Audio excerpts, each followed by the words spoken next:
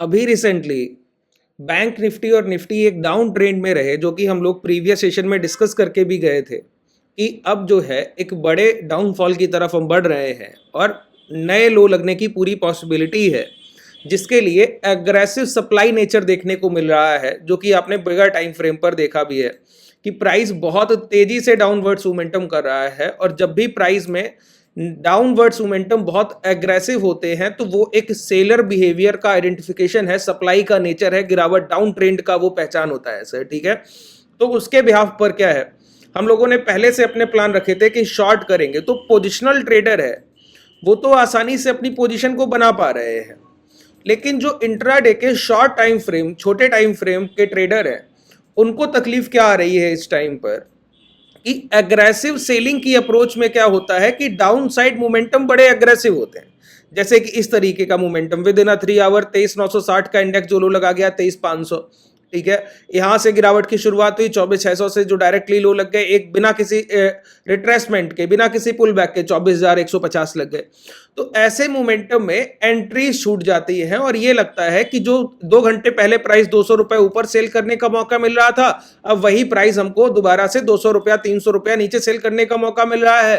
तो ट्रेडर उस discounted price को शॉर्ट नहीं कर पाता है और उस टाइम पर आपके लॉसेस की शुरुआत होती है गलत एंट्री लेने से, कि जब पूरा डिस्काउंटेड प्राइस है और पुल बैक की शुरुआत होगी उस टाइम पर आप एंट्री लेते हैं और छोटे स्टॉप लॉस प्लान करते हैं। तो वो छोटे स्टॉप लॉस बाजार बड़ी तेजी से हिट करके निकल जाता है। क्यों? प्राइस का एग्रेसिव नेचर ही बताता है कि उसके पुल बैक भी एग्रेसिव होंगे।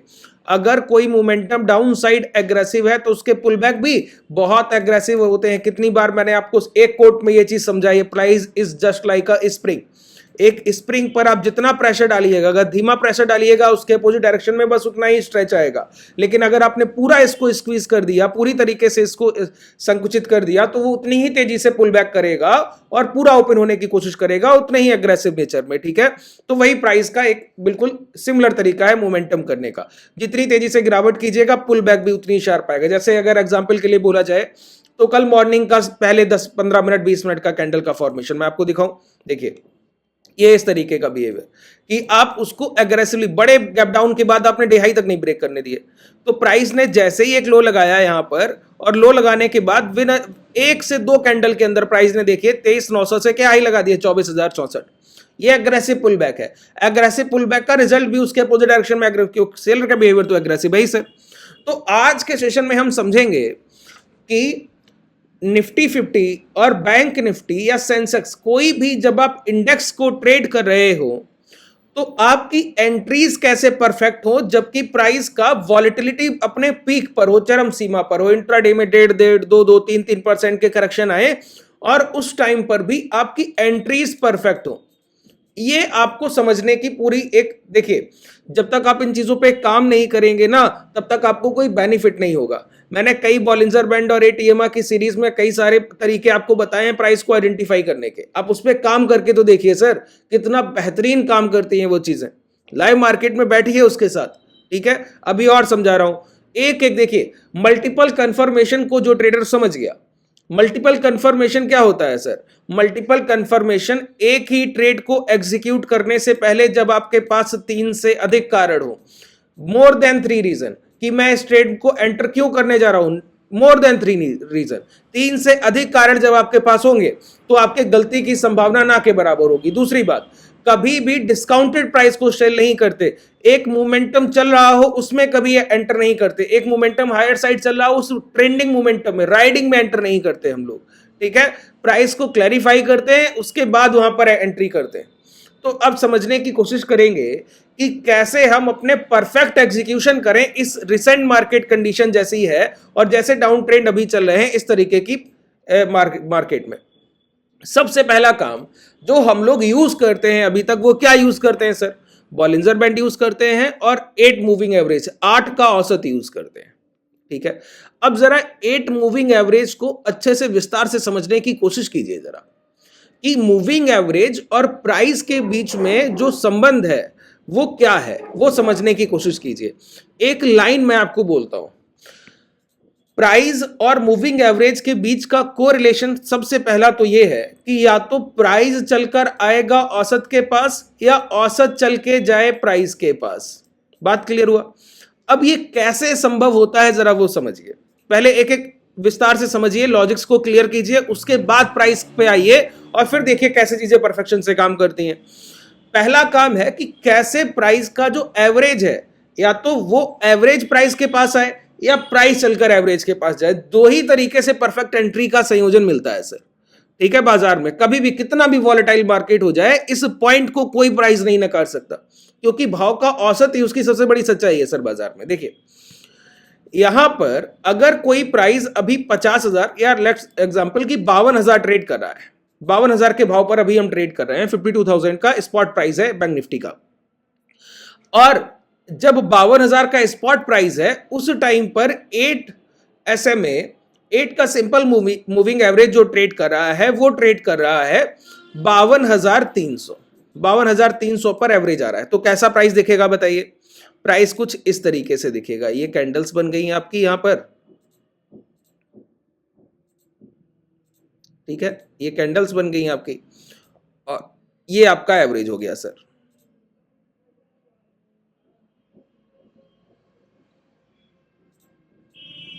ये आपका एवरेज हो गया।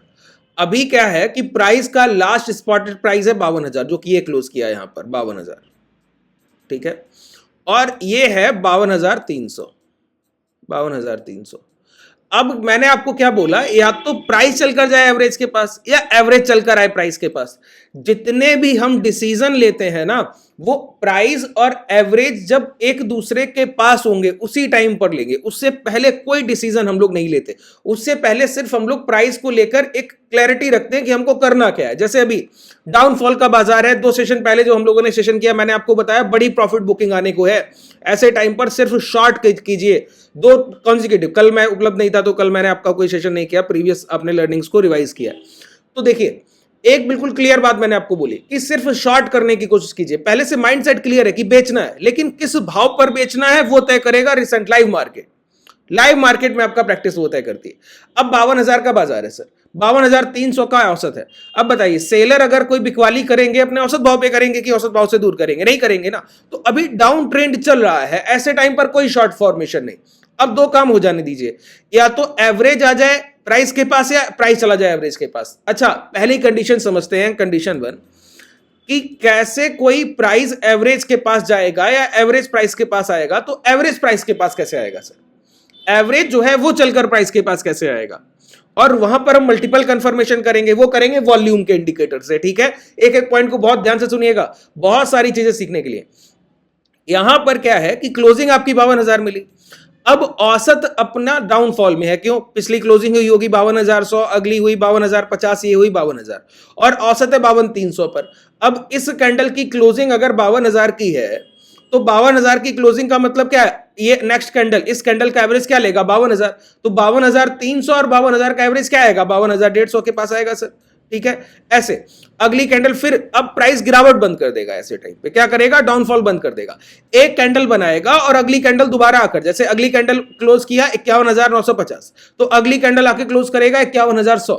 तो एक कैंडल या 2 कैंडल मैक्स टू मैक्स, इससे कभी बड़ी गिरावट नहीं होगी। इसका मतलब हुआ जब भी मूविंग एवरेज और प्राइस के बीच में, बहुत ध्यान से सुनिएगा जो लाइन बोल रहा हूं, मूविंग एवरेज और प्राइस के बीच में जब भी डिस्टेंस बन जाएगा ना, और प्राइस जब कंसोलिडेशन की शुरुआत करेगा, 2 से 3 कैंडल छोटी फॉर्मेशन करेगा, उसके बाद तब तक ट्रेंड की शुरुआत नहीं होगी जब तक एवरेज प्राइस के पास ना आ जाए। और जब तक एवरेज प्राइस के पास नहीं आएगा तब तक डाउन साइड रेड कैंडल, गिरावट चल रही है तो रेड बॉडी साइज कैंडल का फॉर्मेशन या तो मात्र एक होगा या फिर दूसरा कैंडल उससे छोटा बनेगा। और इसका आइडेंटिफिकेशन हम कैंडल स्टिक से नहीं करते हैं, वॉल्यूम से बहुत बेहतर करते हैं। वॉल्यूम से बहुत बेहतर करते हैं। तो इसमें हमको क्या यूज करना पड़ेगा? वॉल्यूम का इंडिकेटर यूज करना पड़ेगा कि कैसे चीजें क्लैरिफाई करें, ठीक है। तो पहला काम समझिए कि जब भी आपका मूविंग एवरेज दूर है और आपकी कैंडल्स यहां बन रही है, तो एक कैंडल की गिरावट के बाद प्राइस पुल बैक करेगा या वहीं रुक जाएगा, 52,000 पे ही 3-4 क्लोज कर देगा। तो 52,300 का ये क्लोजिंग हुआ एवरेज प्राइस के जो चल रहा है। अब अगली कैंडल का औसत 52,000, अगली कैंडल का, फिर अगली कैंडल का, फिर अगली कैंडल का, फिर तो प्राइस अब 52,000 का ही एवरेज दे रहा है, तो प्राइस क्या करेगा, एवरेज प्राइस क्या करेगा, भाव के साथ 52,000 आने की कोशिश करेगा। और ऐसे टाइम पर सिंगल कैंडल रेड फॉर्मेशन हो रहा होगा बॉडी साइज, और गिरावट मैंने क्या बताया, लगातार की 3 कैंडल में होती है, 2 कैंडल अगर लगातार बन जाए तो वहां से गिरावट की शुरुआत होगी। उस समय अगर कोई लास्ट स्विंग लो लगा है वो ब्रेक हो जाए तो वहां गिरावट की शुरुआत होगी। एक कैंडल के बाद एक इनसाइड कैंडल बने, उसके लो ब्रेक हो जाए, वहां से गिरावट की शुरुआत होगी। वो पिन पॉइंट है सर, वो पिन पॉइंट नहीं भूलना है, ठीक है, वो सारे पिन पॉइंट नहीं भूलने। अब प्राइस क्या कर रहा है कि मूविंग एवरेज इसके पास आ गया। अब ऐसे टाइम पर आपको चाहिए कंफर्मेशन कि अब कब गिरेगा। देखिए, जब मूविंग एवरेज और प्राइस के बीच में डिस्टेंस रहा तो हम नॉन डिसीजन मेकिंग, कितना भी हम प्राइस में बेयरिश बैठे हैं कि गिरावट होगी, लेकिन हमको चाहिए एक परफेक्ट कैंडल का फॉर्मेशन, ठीक है। अच्छा, एक बात बताइए, जब प्राइस 52,000 से 51,950 की क्लोजिंग करने आया हो अगर किसी कैंडल में, तो उस कैंडल में रेड कैंडल्स के वॉल्यूम यानी कि सेलिंग के वॉल्यूम तो बड़े होंगे, मानते हैं कि नहीं। सप्लाई आई होगी तो वॉल्यूम में तो रिफ्लेक्ट करेगी वो सप्लाई का जो भी आंकड़ा है, वो नंबर्स। तो वॉल्यूम में जब वो रिफ्लेक्ट करेगा तो रेड कैंडल अगर यहां पर कोई इंपैक्ट हुई, एक कि रेड कैंडल है प्राइस पर, जैसे ये बनी या ये बनी या ये बनी, कि रेड कैंडल तो इंपैक्ट हुई, लेकिन उस रेड कैंडल के इंपैक्ट के बाद नेक्स्ट कैंडल जो हुई वो वॉल्यूम की छोटी रह गई प्रीवियस कैंडल से। इससे मतलब क्या हुआ कि सेलर्स अभी बेचना तो चाह रहे हैं लेकिन इतना एग्रेसिवली नहीं। वो क्या चाहते हैं कि एवरेज प्राइस को अब पास लाया जाए, औसत भाव भी मेरा यही हो जाए, यानी ये एक डिस्ट्रीब्यूशन फेज चलेगा। अब ये क्या होगा, भले वो 3 से 4 कैंडल का हो, मात्र 20-25 मिनट का हो, जब एग्रेसिव डाउनफॉल चलता है तो आधे आधे घंटे 20-20 मिनट के भी एक्यूमुलेशन डिस्ट्रीब्यूशन फेज चलते हैं। एक्यूमुलेशन तो जब डिमांड चलेगी तब चलेंगे, और एक्यूमुलेशन फेज लंबे होते हैं, लॉन्ग टर्म के होते हैं। तो यहां पर क्या होगा कि एक वॉल्यूम कैंडल बड़ा बनेगा और दूसरा वॉल्यूम कैंडल छोटा बन जाएगा। ये आपका फेलियर है कि एक कैंडल अगर बना और उसके बाद आपने ट्रेड एग्जीक्यूट कर दिया कि एक बॉडी साइज कैंडल की ये बना यही शॉर्ट करेंगे, है ना, कि ये बना यही शॉर्ट करेंगे। आपको पता होना चाहिए कब शॉर्ट करना है। अब चलते हैं अपने प्राइमरी सेटअप पे कि जहां पर हमको पहुंचना है। सबसे पहला काम, अभी जो हम चार्ट यूज कर रहे हैं ये निफ्टी 50 का चार्ट यूज कर रहे हैं, लेकिन ये स्पॉट प्राइस है। स्पॉट प्राइस सिर्फ निफ्टी 50 के 50 शेयर्स का एक रिफ्लेक्शन है और फ्यूचर के वॉल्यूम का रिफ्लेक्शन है। खरीदारी स्पॉट प्राइस में नहीं होगी, फ्यूचर्स में होगी। फ्यूचर्स में प्रॉफिट बुकिंग होगी या एक्यूमुलेशन होगा, जितने भी वॉल्यूम आएंगे वो आपको रिफ्लेक्ट फ्यूचर में करेंगे, ना कि स्पॉट प्राइस पे। तो हमारा पहला काम होता है कि यहां पर हमको निफ्टी 50 के फ्यूचर को यूज करना है, ना कि स्पॉट प्राइस को यूज करना है। अब ये निफ्टी 50 के फ्यूचर पे आ गए। दूसरा काम, जब भी प्राइस में एग्रेसिव डाउनसाइड चल रही होगी तो आप बिगर टाइम फ्रेम को यूज नहीं कर सकते एंट्री के लिए, जैसे 10 मिनट का टाइम फ्रेम। अब आप 10 मिनट का टाइम फ्रेम अगर यूज करेंगे तो एग्रेसिव डाउनफॉल है, कभी एंट्री आपको देगा ही नहीं, वो वन डायरेक्शन मोमेंटम दिखाता रहेगा। कभी आपको एक एंट्री यहां मिल सकती है, ये पूरा मोमेंटम आप मिस कर दीजिएगा अगर यहां एंटर नहीं किए तो। इस बीच में आपको एंट्री करने का मौका ही नहीं मिलेगा सर। इसलिए हम क्या करते हैं, सबसे अपना परफेक्ट टाइम फ्रेम जो कि है 2 मिनट का टाइम फ्रेम, वो यूज करते हैं। क्या यूज करते हैं सर, 2 मिनट के टाइम फ्रेम को ट्रेड करते हैं। अब 2 मिनट के टाइम फ्रेम पर जब आप आएंगे और उस टाइम पर आपको क्या करना है, यहां पर 2 इंडिकेटर, पहला मूविंग एवरेज जो कि छोड़ना ही नहीं है, सबसे परफेक्ट है, ठीक है। अब इस मूविंग एवरेज को जब आप लगाइए तो यहां पर हमको सिर्फ सोर्स को बदलना है और हाई रख देना है। सोर्स को बदलना है, हाई रखना है। विजिबिलिटी को थोड़ा सा अच्छा कर लेते हैं सर कि हमको चार्ट पे एवरेज दिखे अच्छे से, ठीक है। अब ये विजिबिलिटी आपकी हो गई। अब ये सोर्स तो हम लोगों ने रख लिया, अब इसके साथ हमको क्या करना है, मल्टीपल कंफर्मेशन के लिए वॉल्यूम का यूज करना है। और वॉल्यूम कैंडल ऐसे बनती है सर, ऐसे ऐसे, ठीक है। अब देखिए, कोई प्राइस का मूविंग एवरेज, जैसे अब इसके बीच में डिस्टेंस है, आप कहिए यहां बेच दीजिए, यहां बेच दीजिए, नहीं बेचूंगा, कभी नहीं बेचूंगा, ठीक है। अब क्या हुआ, देखिए क्लोजिंग, अब क्या हुआ, वहीं पास पास होने लगी, एक कैंडल बना फिर उसके बाद नहीं, एक कैंडल बना फिर उसके बाद नहीं। तो समझ आया कि अब मूविंग एवरेज और प्राइस के बीच डिफरेंस जो है वो कम होगा। कम होने के बाद प्राइस दोबारा गया, ठीक है। अब ये तो समझ आ रहा है कि मूविंग एवरेज और प्राइस के बीच डिफरेंस कम हो रहा है, तो वॉल्यूम है वो घट रहे होंगे, इस टाइम पर वॉल्यूम जो है वो घट रहे होंगे। और ऐसे टाइम पर जब दोबारा से वॉल्यूम स्पाइक होगा तो वॉल्यूम की 2 कॉन्जिक्यूटिव कैंडल, देखिए एक कैंडल का वॉल्यूम रेड बना और वहां पर प्राइस ने एक पुल बैक दिया, आपने अगर वहीं शॉर्ट कर दिया, गलत हो गए। हमको मल्टीपल कंफर्मेशन चाहिए, 8 EMR से प्राइस गिरना चाहिए, 8 SMA से, और उसके साथ ही वॉल्यूम में या तो 2 कॉन्जिक्यूटिव कैंडल बराबर बन गई हो, वॉल्यूम की, रेड कैंडल्स, क्योंकि डाउनफॉल देख रहे हैं, अब ट्रेंड थोड़ी देख रहे हैं। रेड कैंडल्स या तो इक्वल साइज बन गई हो या पहले से बड़ी दूसरी। इसमें भी एक पेच है सर, पहली कैंडल के बाद दूसरी कैंडल पीक वॉल्यूम की नहीं होनी चाहिए। पीक वॉल्यूम का मतलब समझ गए ना, कि पहली कैंडल अगर 100 के की है और अगली कैंडल 1 मिलियन वॉल्यूम, सर छोड़ दीजिए उसको, क्योंकि एक कैंडल और दूसरे के बीच में मेजर डिफरेंस है। हाँ 50% तक चलेगा कि एक कैंडल इतनी बड़ी है दूसरा इसका हाफ, ऐसा नहीं कि 3-4 गुना बड़ी बन गई, तो वहां पर छोड़ दीजिए, अब आपको दोबारा मौका मिलेगा। अब क्योंकि जितनी सप्लाई आनी थी वो एक ही वॉल्यूम में आ गई, अब आगे इंपैक्ट उसका होगा नहीं, ठीक है, तो इसलिए मैंने आपको बोला। तो बहुत ध्यान से सुनिएगा अब क्या करना है। 2 मिनट के टाइम फ्रेम पर 8 SMA simple moving average high के सोर्स से लगाया, क्लोजिंग का सोर्स नहीं लिया, हर कैंडल के हाई से हम एवरेज प्राइस उठा रहे हैं। और अब हम क्या कर रहे हैं, यहां पर सिर्फ एक इंडिकेटर वॉल्यूम को यूज कर रहे हैं। क्या कर रहे हैं, वॉल्यूम को यूज कर रहे हैं। बहुत ध्यान से सुनिए, यहां से यहां तक का कल का ये पूरा प्राइस एक्शन है, ये यहां से 20 तारीख की शुरुआत है और यहां तक है। बहुत ध्यान से पूरे प्राइस को अगर जो ट्रेडर अच्छे से पहचान लेगा और समझ लेगा तो आने वाले सेशंस आपके लिए बहुत आसान हो जाएंगे। देखिए प्राइस ने क्या किया, पहली कैंडल डाउन साइड, और डाउन साइड के साथ वॉल्यूम पे प्रॉपर निगाह रहनी चाहिए। यहां पर देखिए वॉल्यूम, प्राइस फ्लैट, वॉल्यूम इस तरीके से चल रहे हैं, ठीक है। अचानक से प्राइस बढ़े और वॉल्यूम बहुत तेजी से बढ़ गए, ठीक है। अब यहां पर हमको क्या चाहिए था, मल्टीपल कंफर्मेशन की वॉल्यूम में क्या हो कि 2 कैंडल्स स्पाइक के साथ बने और हायर हाइज के वॉल्यूम में हो, क्या हो, हायर हाइज के वॉल्यूम में। अब बहुत ध्यान से देखिएगा जो मैं आपको पॉइंट समझाना चाह रहा हूं। इस कैंडल पे आइए, ये कैंडल चार्ट को बड़ा करूं, क्या नहीं करना है वो पहले समझिए, नहीं तो फिर दिक्कत होगी। और ये कैंडल देखिए, अब इस कैंडल के वॉल्यूम और ये कैंडल, ठीक है। अब नेक्स्ट कैंडल देखिए, मोर देन 3 टाइम्स, 3 गुने से ज्यादा वॉल्यूम लेकर आ रहा है, तो ये पीक वॉल्यूम हुआ कि नहीं हुआ। अब नेक्स्ट कैंडल उससे भी बड़ा निकल गया, तो इस ट्रेड को हम शॉर्ट करेंगे नहीं, भले ये गिरावट हो, ये हमारे लिए ट्रेड नहीं है। क्यों, अरे सर हम इतने बड़े एसएल इंट्राडे में नहीं प्लान करते कि हम 24,960 पे सेल करें और 24,100 का एसएल रखें, कभी नहीं करेंगे। 140 पॉइंट इंट्राडे में एसएल देंगे क्या, 20, 25, 30 पॉइंट इनफ है सर। 30 पॉइंट दे दिया स्पॉट प्राइस फ्यूचर पे, बहुत दे दिया बाजार को, इससे ज्यादा तो कभी नहीं देंगे। और हेज करके ट्रेड करेंगे, विदाउट हेजिंग कोई ट्रेड नहीं सर। इस तरीके के बाजार में अगर आपने विदाउट हेजिंग कोई भी पोजीशन बनाया, आपका अगर स्किल बेहतर नहीं है, अगर आप 6, 7, 8 साल से ऑप्शन बाइंग नहीं कर रहे हैं और आपको नहीं पता है पोजीशन को कैसे बैलेंस करना है या कैसे उसको संभालना है, तो आप बार बार गच्चा खाइएगा ऐसे बाजार में। ये वॉलेटाइल मार्केट है सर, इतना ट्रैप करेगा, आपका पूरा पैसा ले जाएगा, पूरा डीमेट वाइप आउट होगा सर। बहुत ध्यान से चलने की गुंजाइश है इस समय, ठीक है। अब देखिए, जब प्राइस अपने पीक वॉल्यूम पकड़ लेगा तो उस टाइम पर प्राइस क्या करेगा, दोबारा से रिट्रेसमेंट, पुल बैक की शुरुआत करता है। पुल बैक की शुरुआत सर यहां पर होती है, देखिए ये पुल बैक की शुरुआत हुई। अब क्या हो रहा है, यहां पर हमको चाहिए कॉन्जिक्यूटिव 2 कैंडल्स के अच्छे वॉल्यूम, कॉन्जिक्यूटिव 2 कैंडल्स के अच्छे वॉल्यूम चाहिए, जब या तो वो बैलेंसिंग वॉल्यूम मिल जाए या अच्छे मिल जाए। तो अब यहां से देखने की आप शुरुआत कीजिए, ये पुल बैक की शुरुआत हुई, यहां पर हम लोग पहुंच गए, यहां शॉर्ट किया नहीं और यहां से डिस्टेंस बना रहा। अब डिस्टेंस के बाद दोबारा हमें एवरेज और वॉल्यूम, प्राइस और एवरेज लाइन एक पॉइंट पे मिल रही है। अब यहीं से देखने की शुरुआत करते हैं, ये हमारे लिए एरिया। देखिए प्राइस जब धीमा होगा ना, उसी समय सबसे परफेक्ट एंट्री देता है। अब हमको चाहिए कॉन्जिक्यूटिव 2 राइजिंग कैंडल और 8 SMA का ऊपर से रिवर्सल और वहीं कोई स्विंग हाई बन गया हो, तो हमको छोटा सा स्टॉप लॉस प्लान करने का मौका मिले और वहां पर हम शॉर्ट पोजीशन प्लान करें, ये बात है।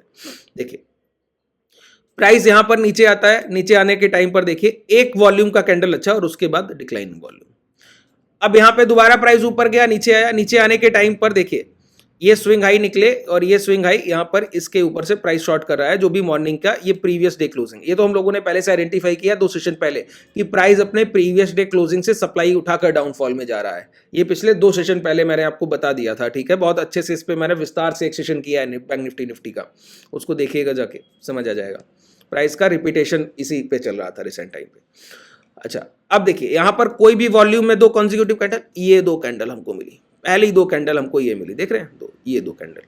अच्छा जो 2 कैंडल मिली वो 8 SMA के नीचे तो आई, अब यहीं से मोमेंटम की शुरुआत होगी। अब पकड़ लीजिए कि इसके ऊपर की क्लोजिंग नहीं मिलेगी, लेकिन हम सेफ ट्रेडर है सर, तो इसके पहले का स्विंग हाई क्या आई। अब एक बात बताइए, एसएल एरिया देखिए 24,000 की एंट्री और 24,025, 25 से 30 पॉइंट से ज्यादा स्टॉप लॉस देंगे क्या, नहीं देंगे सर, कभी नहीं दिया, क्यों देंगे बाजार को, एंट्री करके बैठ गए। अब हमको पता चलेगा rising volume with moving average confirmation, और प्राइस ने जो अपना पीक पकड़ा था उसका रिट्रेसमेंट यहां ओवर होता हुआ दिखता है। अब ये एम फॉर्मेशन में जा सकता है। प्राइस ने नेक्स्ट कैंडल आपको दिया, 2 4 10 20 25 मिनट यहां पर गुजारे और वहां से मोमेंटम की शुरुआत की। जब मोमेंटम की शुरुआत की उस टाइम पर भी आपको राइजिंग वॉल्यूम कंफर्मेशन के साथ देगा। ये तय होता है सर, ये चीजें बदल नहीं सकते। आप देखिए यहां हमारी एंट्री तो पहले हो गई, इतनी देर हमने ट्रेड को होल्ड रखा। अब यहां पर देखिए ये 2 कैंडल्स, फिर प्राइस ऊपर गया, लेकिन ये कोई भी हाई नहीं निकलेगा। प्राइस ने एक अपना पहले से लीड ले लिया है डाउन साइड की, आपके एसएल एरिया बहुत दूर है, आप तो वहां टच भी नहीं करने जाएगा। अब 2 कैंडल्स यहां पर बनी तो देखिए फिर मल्टीपल कंफर्मेशन, यहां एग्रेसिव, यहां पर ट्रेडर्स अपनी क्वांटिटी एवरेज करते हैं, औसत करते हैं कि मल्टीपल कंफर्मेशन मिल गया कि एक बार अब उस स्विंग हाई को ब्रीच नहीं कर रहे, मल्टीपल कंफर्मेशन एवरेज कीजिए। अब गिरावट की शुरुआत होगी एग्रेसिवली, यहां से मोमेंटम आया सर। अब फिर प्राइस और वॉल्यूम के बीच डिस्टेंस बढ़ गया।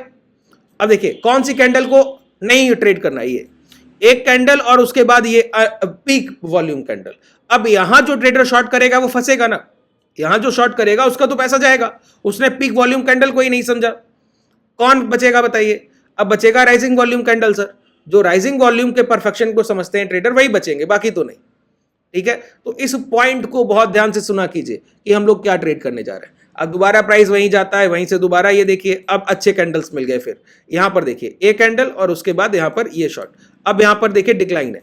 अगर आप इस अपॉर्चुनिटी को बिल्कुल स्किप कीजिए, क्योंकि एसएल जाने की संभावना, बिल्कुल स्किप कीजिए। लेकिन यहां पर 2 तरीके होते हैं, स्विंग लो अगर ब्रेकडाउन हो उसी टाइम पर और एग्रेसिव हो तो जो डोजी कैंडल होता है वो होता है ब्लॉक ऑर्डर रेंज। जैसे यहां पर ये स्विंग लो, अब नेक्स्ट कैंडल एग्रेसिव, ये लो ब्रेक कर रहा है, ये डोजी हमारा एसएल है। अब यहां हम शॉर्ट करके बैठ जाएंगे, क्योंकि एसएल एरिया को आप कैसे प्लान, ये ब्लॉक ऑर्डर है, यही इसका ब्लॉक ऑर्डर था। अब इस ब्लॉक ऑर्डर से जो सप्लाई उठी है वो अगर मोमेंटम को ले आएगी तो कैरी ऑन, क्योंकि स्विंग लो ब्रेक कर गया ये, और मोमेंटम में प्राइस लोअर लोज में चल रहा था, लास्ट स्विंग हाई ब्रेक नहीं किया इस वजह से। ठीक है, तो अब ये अलग नेक्स्ट सेशन में समझेंगे कि ऐसी ट्रेड अपॉर्चुनिटीज को कैसे पकड़ते हैं जहां पर वॉल्यूम कंफर्मेशन भी आपका अगर नहीं है, और ऐसे टाइम पर प्राइस अगर 8 एसएमए से गिरेगा तो वहां पर कौन कौन से टेक्निकल्स को हम ध्यान में रखते हुए शॉर्ट करेंगे। ठीक है, उम्मीद है बेहतर तरीके से चीजें आपको समझ आई होंगी और आपने अच्छे से चीजों को समझने की कोशिश भी की होगी। कोशिश कीजिएगा कि इस सेशन को रिपीट करके दोबारा देख लिया जाए और अच्छे से क्लैरिफाई हो जाएगा कि वॉल्यूम का कॉन्सेप्ट मूविंग एवरेज के साथ कैसे आपको यूज करना है अपने फेवर में, जब भी डाउन साइड का मोमेंटम है और हाई के सोर्स से रखना है। अगर आप हमसे जुड़ना चाहें तो डिस्क्रिप्शन में टेलीग्राम व्हाट्सएप कम्युनिटी का भी लिंक है और कॉन्टैक्ट डिटेल भी है, जिससे आप डायरेक्ट कॉन्टैक्ट करके भी हमसे जुड़ सकते हैं। एप्लीकेशन का लिंक भी आपको डिस्क्रिप्शन में ही मिल जाएगा। धन्यवाद।